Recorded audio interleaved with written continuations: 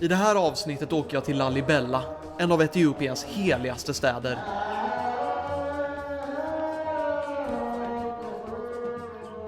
Här kryllar det av gigantiska stenkyrkor som människor otroligt nog huggit ut för hand. Den här kyrkan måste väl ändå klassas som ett underverk. Den är verkligen gigantisk om man, när man ser med folk som går här nere samtidigt. Lalibela är också en plats där nästan 1000 år gamla traditioner fortfarande lever.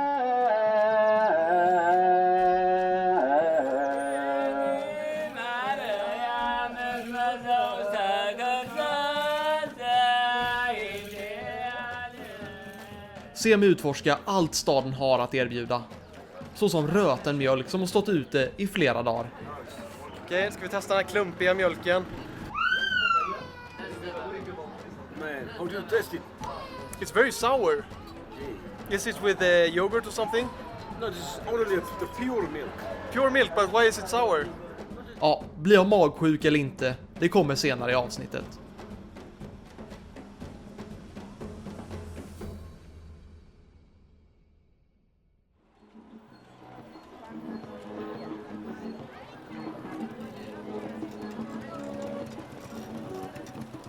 Ja, vi är Lalibela, äntligen. Kyrkornas stad i Etiopien får man väl så kalla det. Finns 11 kyrkor här i staden och ännu fler bara runt om i området. Salam. Är här med min guide.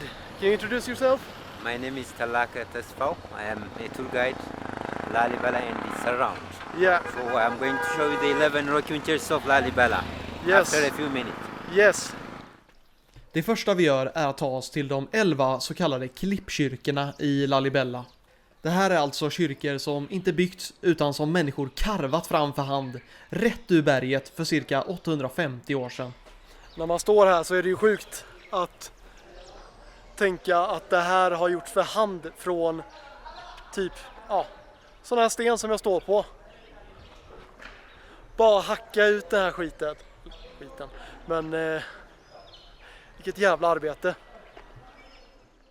Ja, det är svårt att ta in. Av de totalt 11 kyrkorna är vissa bara små grottor. Medan andra måste beskrivas som gigantiska stenkomplex. Många historiker menar att det tog 10 000-tals arbetare närmare 30 år att hugga ut allt. Men om man frågar invånarna var bygget bara möjligt genom Guds hjälp.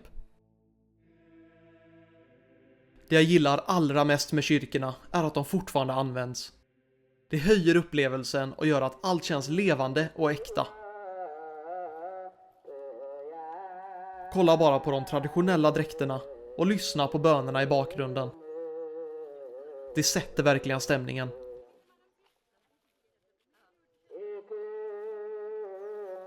Hela kyrkområdet binds ihop av smala gångar, tunnlar och det minst lika gamla dräneringssystemet. Alla de här kyrkorna har sitt egna. Och den här stora som vi var i nyss har det här gigantiska dräneringssystemet som även funkar som en passage. Det är ju tur att jag har med mig Telake. Utan honom hade jag nog gått vilse rätt snabbt här. We keep going here? Yeah. All right. Fortsätter genom fler grottor och tunnlar. Älskar att gå runt här, det är som att man är i en helt annan värld. Men nästa passage är inte som de andra. Telake berättar att vi ska igenom en totalt becksvart grotta vars mörka gång är en representation för helvetet. Yes. And we are going through dark tunnel. You didn't see anything. Yeah. So one of your hand just measuring the height and the second is holding the right side and follow me. So it's totally dark. Nothing to see inside. Okay. It's symbolically here. Så går jag neråt här någonstans i mörkret. Känner mig framåt. Handen hela tiden till höger. Mot väggen och sen taket. Hans sjungande gör det också lite extra creepy.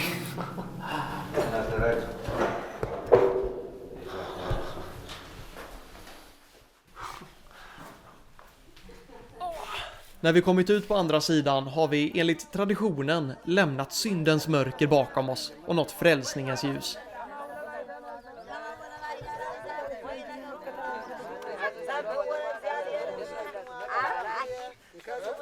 Can you show the skin?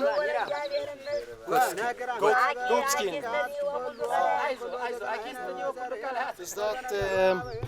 Is that like the ancient way of like how people did before? Yeah, painting, the old style of painting. And he used a natural color. How are they studying to become priests? Yes, of course. Yeah. Yeah, it takes a long time. How many years?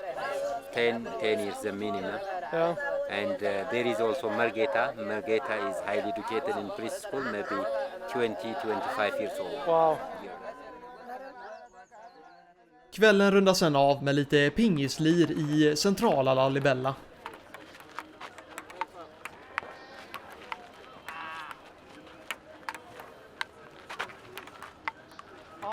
Jag hinner dock inte spela så länge. Jag och Telake ska nämligen upp svintidigt för att ta oss till en morgonceremoni inuti en av kyrkorna vi besökt tidigare. Det kommer vara skithäftigt. Jag tycker kyrkorna är jätteimponerande, men det är coolare, mer fascinerande tycker jag med traditionerna, kulturen och människorna. Så det är jag riktigt taggad på. Får vi hoppas Telake, min guide, står och väntar på mig här utanför.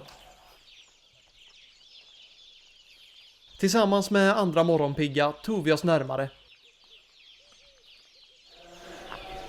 Bortsett från de här fula byggställningarna så känns det som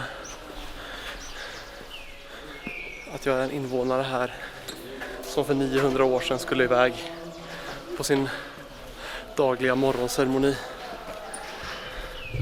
Riktigt häftigt.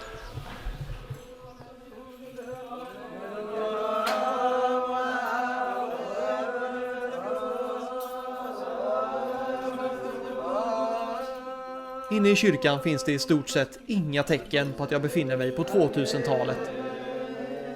Prästerna avstår från att använda lampor. Istället lyser de upp rummet med levande ljus.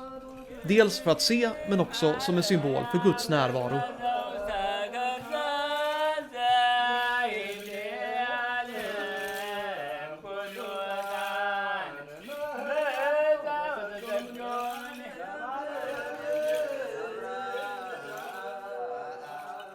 Kvinnor är också med och ber, men har kommit in hit via en separat ingång, vilket är vanligt i den etiopisk-ortodoxa kyrkan.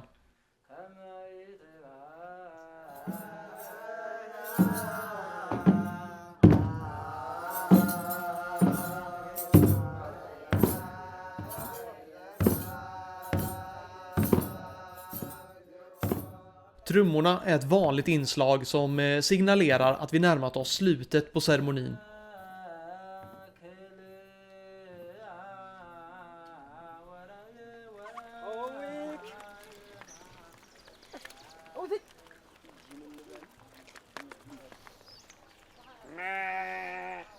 På väg tillbaka mot stan möter vi gator som är fulla av bönder och djur. Det är lördag och folk från byarna runt omkring har i många fall vandrat i flera timmar för att komma hit och sälja eller köpa varor. Under mina veckor här lär jag mig snabbt att lördagen i stort sett är landets marknadsdag. Men istället för att följa efter och spana in marknaden gör jag mitt allra bästa för att försöka bli så magsjuk som möjligt. Jag ska testa en mjölk här på gatan. Jag har fått mjölken. Den ser lite klumpig ut. Den är kall nu för jag har testat mjölk här tidigare. Det har varit med socker och varm mjölk. Den här känns lite mer direkt från kon. Man, how do you taste it? It's very sour. Is it with yogurt or something? No, this is only the pure milk. Pure milk, but why is it sour? No, drink it raw. But After 2 days, it become by itself. The insects is make it like this. are you sure my stomach's gonna handle it? Trots att mina varningslampor ofta är lite tröga har de nu börjat blinka för fullt. Mjölken visar sig vara flera dagar gammal och har stått utomhus hela tiden. En delikatess för många här kanske, men en krigsdeklaration för min mage. Jag har egentligen inget annat val än att tacka så hjärtligt men att inte dricka upp. Nej, onödig risk att ta. Men kul upplevelse. Man ska alltid testa saker. Tur nog blev jag inte magsjuk, men det var nog bara för att jag drack så lite. Okej, nu är det dags för Lalibellas allra kändaste turistmål.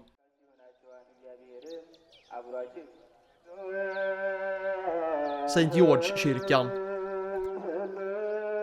Med sin ikoniska look sticker den ut direkt. Ovanifrån ser det nästan overkligt ut. Ett perfekt inristat tredimensionellt kors i berget. Under söndagens tidiga morgontimmar fylls området av människor i vita högtidskläder.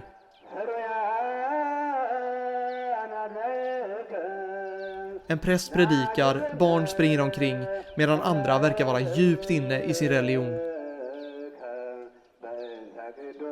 Jag vet att jag har tjatat om det i tidigare avsnitt, men jag kan inte släppa det. När människor tar en plats eller en tro på så stort allvar så smittar det av sig. Det känns i luften.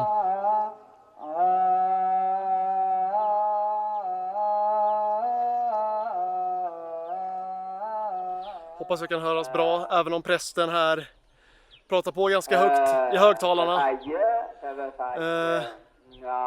Nu har jag varit här några timmar och bara tagit in stämningen här. Den här kyrkan måste väl ändå klassas som ett underverk. Den är verkligen gigantisk om man, alltså när man ser med folk som går här nere samtidigt, så ser man vilket otroligt bygge det är. Och klippan som är här runt omkring, man fattar då alltså att de har gjort det här typ 15 meters, och hålet, det fyrkantiga 15 meters hålet bara rätt ner i klippan, sen karvat ur det här korset. Helt otroligt arbete. Mot slutet av ceremonin delas det ut bröd och vatten. Brödet symboliserar gemenskap och delaktighet i det heliga. Vattnet är välsignat och dricks inte bara som en symbol för rening, utan sägs i vissa fall ha kraft att hela sjukdomar.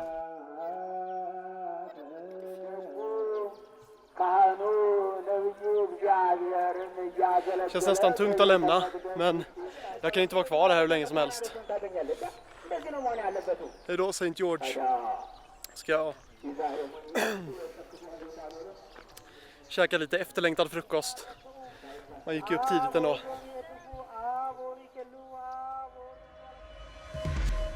I nästa avsnitt reser jag till en av jordens mest unika platser, Danakil-öknen.